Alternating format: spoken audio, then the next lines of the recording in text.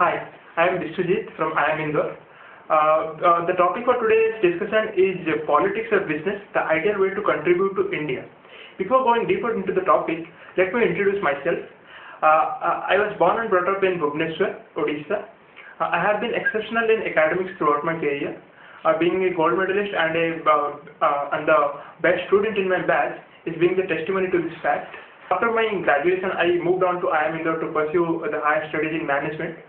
And I hope and believe that I would make a career out of marketing of information system in future.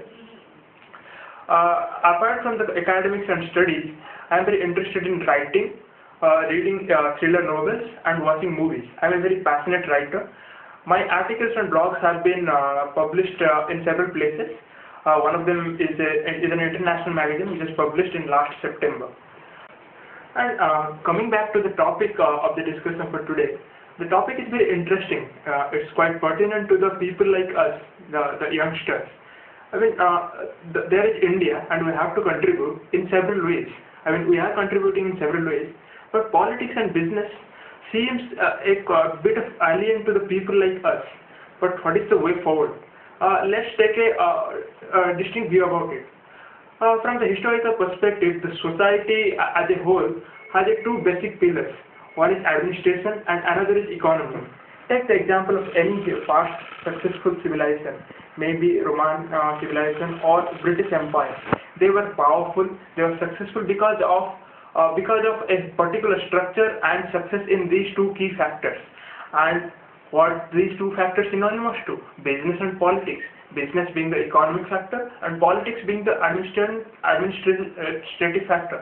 So I believe contributing to these two elements is very influential to any kind of society, and India is no different than this. Taking a different perspective, we have to analyze what kind of situation India is in, define India, and then define the objective and the particular juncture of time India is going now. What is India?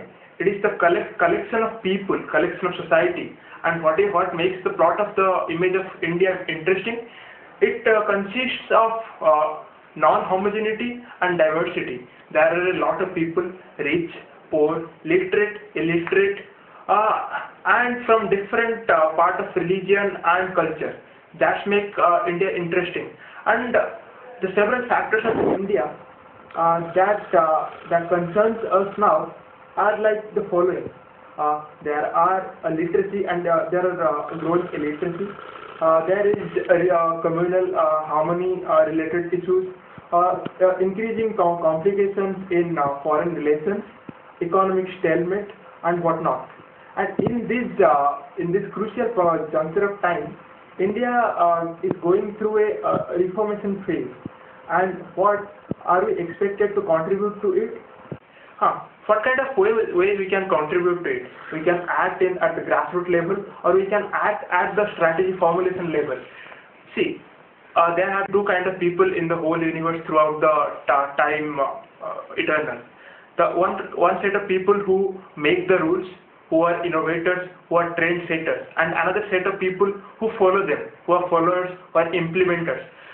The focus of the conversation is what kind of importance these people convey. But the focus is in this kind of situation, in the kind of situation India is in, the part of strategy formulation and policy formulation seems to be more important than implementation.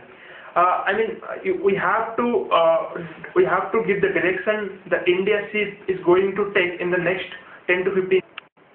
And in this case, politics gives us the authority, the kind of power we have to do this kind of formulation, and business gives us the efficiency and capability to do it in a better and faster way.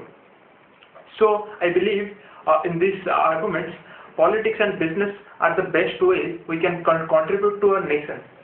So the debate is now what kind of form this kind of contribution would take, whether it's a grassroots level execution or you are acting at the topmost strategic level. Take the example of two examples. There is a person, Kaiser Bangara, who is a guy who started an initiative, Rise Up Mumbai, Rise Up India, after the 26/11 attack. The motive was not to form any political party or political structure. It was basically a Facebook page, and they created a campaign of Indian spirit, rising Indian spirit. Done. And now they are creating awareness about how voting is important for people, and they are also spreading awareness about how communal harmony is helpful for our society. Take an example, other example of the business perspective. Unilever has now implemented a sustainable agricultural model in Nasik to help farmers to cultivate tomatoes throughout the year. Similar is the example of ITC's e-chopper initiatives.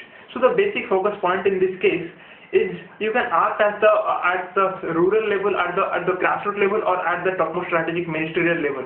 So whatever form that might take, but the contribution is important, and the contribution cannot be debated whether it is prominent or not.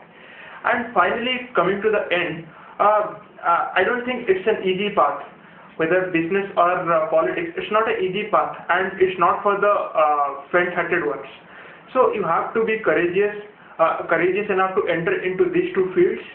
You have to be smart, and I believe the smarter people should go into this kind of sectors. I have chosen business. What have you done?